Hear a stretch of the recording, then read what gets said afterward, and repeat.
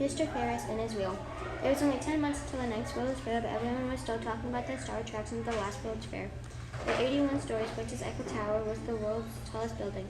Its pointy iron and air tower soared so high that visitors to the top could see Paris in one breathtaking sweep. Now it was America's turn to impress the world at the 1893 Chicago World's Fair, but what could outshine the famous French tower? And who could build it? A nationwide contest was announced. Hundreds of drawings poured in from around the country, but most of the plans looked like the Eiffel Tower, only bigger. The fair judges said no to every last one. Was this really the best that American engineers could muster? To an ambitious young civil engineer, this contest was more than a dare. It was a matter of national pride. George Washington Gale Ferris Jr. had already designed some of the country's biggest bridges, tunnels, and roads. He could never allow a French tower to overshadow America's World's Fair. Why hadn't the United States built the world's first skyscraper? George had seen the elegant steel frame rise 10 stories high with his own eyes. George had an idea for a structure that would dazzle and move, not just stand still like the Eiffel Tower. Back at his drawing board in Pittsburgh, he and his engineering partner William Goulet measured and remeasured. A mistake of even an inch could bring their invention crashing down. George arrived in Chicago and made his case to the construction chief of the fair. The chief stared at George's drawings. No one had ever created a fair attraction that huge and complicated. The chief told George that his structure was so flimsy it would collapse. George had heard enough. He rolled up his drawings and said, "You're an architect, sir. I am an engineer." George knew something the chief did not. His invention could be delicate looking and strong. It would be both stronger and lighter than the Eiffel Tower, because it would be built with an amazing new metal, steel. The judges could not decide.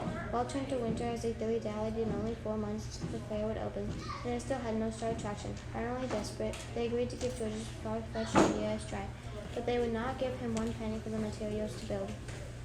The clock was ticking. George dashed from bank to bank asking for help, but when he began describing his invention, vendors laughed him into the street. So George used his money, his own savings, and convinced a few wealthy investors to join him. Still short of money, he boldly went ahead and ordered the parts he needed from a dozen different steel mills. In January 1896, George's construction crew began working on the foundation. Shovels broke as the workers tried digging into the frozen ground. It was one of the most brutally cold winters in Chicago history. Last, George ordered his crew to dynamite the icy earth.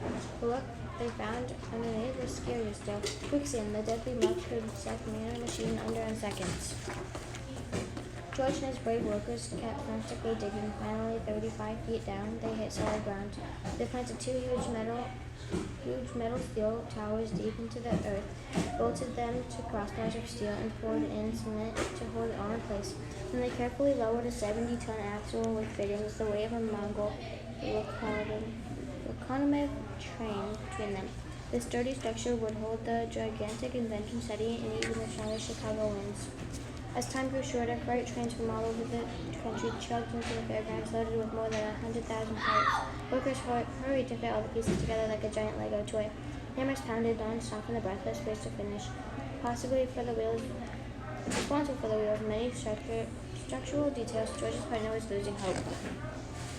Finally, with only 2 months left, the last section was bolted into place, and this stood a perfect enormous circle.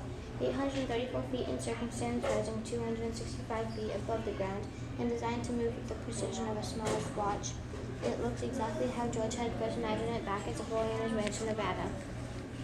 Still, the biggest test was yet to come. The monster wheel had to spin, and George's elegant passenger car still had to be hung. The tireless crew worked day and night to catch them. Each was the size of a living room, with enormous picture windows and 40 velvet seats. On June 21st, 1893, opening day finally arrived. 2,000 people gathered as flags waved. George took a stage and dedicated his wheel to the noble profession of engineering. Then George's wife welcomed him with a beautiful golden whistle. George and his wife stepped proudly into the car number 1, followed by their nervous but excited guests. Uniformed guards closed and locked the doors. Would the wheel work? George blew the golden whistle. 2,000 tons of steel began to turn around as the soft clanking of a large chain drove the mighty machine up. The car quietly floated above the mud and noise. As the car was lifted higher, everyone rose from their velvet seats and crowded into the windows. Spread out below them was a dizzying sweep of the fairgrounds, the city of Chicago, and sparkling Lake Michigan, and even glimpses of 3 faraway states. Below, more cars were loaded, and after the people had gone 2 times around in 20 glorious airborne minutes in motion, powerful brakes brought the wheel to a whisper soft stop. When the conductor called, "All out," everyone begged to go around again. The wheel is safe. The news raced through the fairgrounds, through the city of Chicago, and across the country. All summer visitors from around the world traveled to the Chicago World's Fair.